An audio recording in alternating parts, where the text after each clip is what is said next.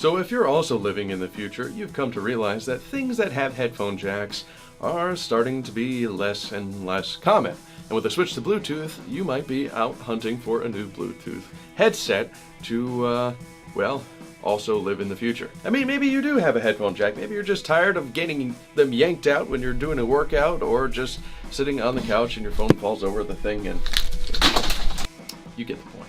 Well, today I'm going to be testing out one of said Bluetooth devices, and it is the Amorno folding headset. Now, it has a few features, and I'm going to unbox it real quick. But before we take it out of the box, let's read the box. It says, Super Bass. Voice prompt, vibration for incoming calls, retractable earbuds, and the neckband folds into itself. The talk time is for 12 hours, music time for 10 hours, standby time 180 hours, charging time 3.5 hours. And the quick guide looks easy to read, looks helpful. Good. So now we're going to look at the core packaging. So in it, you can tell that companies are getting pretty good at packaging. So we get the micro USB, which, I mean, if you don't have a million of these things already, then you really aren't living in the future.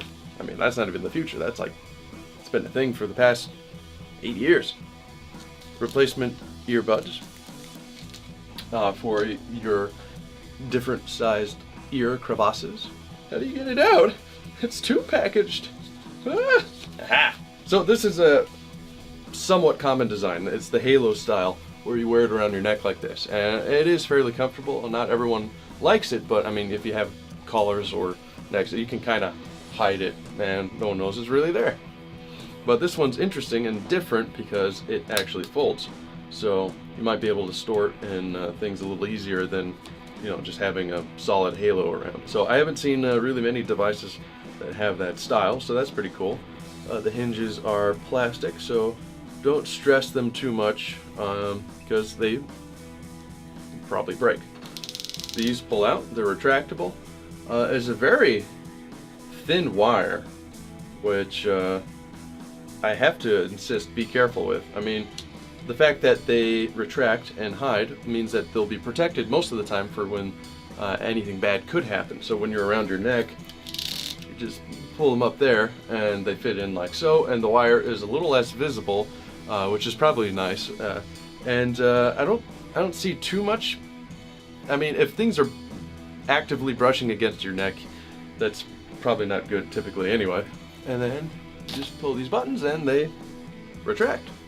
So they'll be protected most of the time, so I'm not too worried about it, but it is a very thin wire, so do be careful. All right, and what about the core controls? So all of the controls seem to be on the right side. We have a volume slider, which is different. So this one's a spring-loaded slider. It's not like a slider that, like, it's like a button. And let's get that in focus. There we go.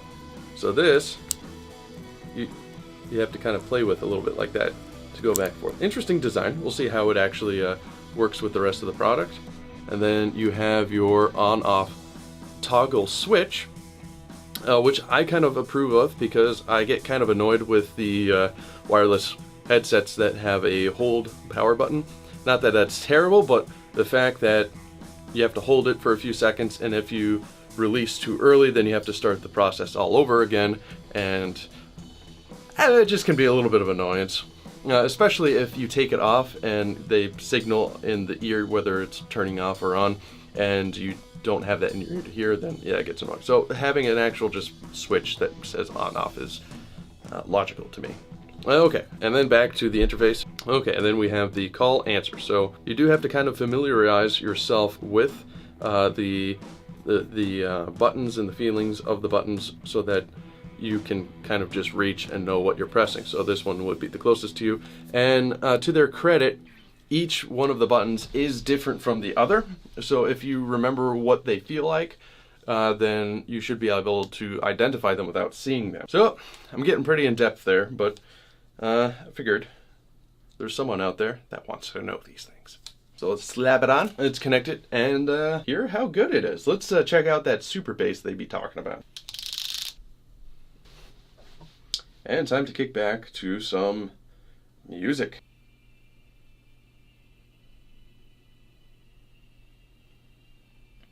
All right. Well, after testing a few things and making a phone call, I've come to a determination on how good the sound is. When they mentioned super bass on the packaging, they weren't lying. I mean, let's look at this for a second.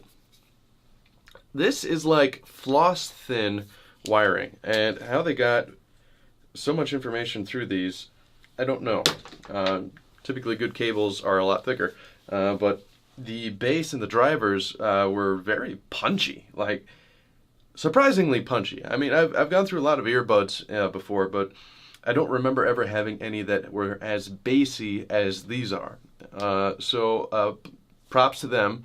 Okay, so I listened to a variety of different songs, different styles, different genres, because they all have different characteristics that might translate differently into headphones. And it really rocked it at anything that was bass focused, like maybe hip hop or anything with a good beat. The vocals were also pretty strong. The only time I found that it was somewhat lacking or started to fall apart a little bit was when there was a lot going on in the songs, with a lot of highs and lows mixed together. It kind of got a little muddied a little bit at times. Not horribly, but I'm trying to get picky. I'm trying to get specific and thorough about my description so that you know if these are for you. Now, it wasn't bad. I've heard some really bad headphones before where everything sounded like garbage.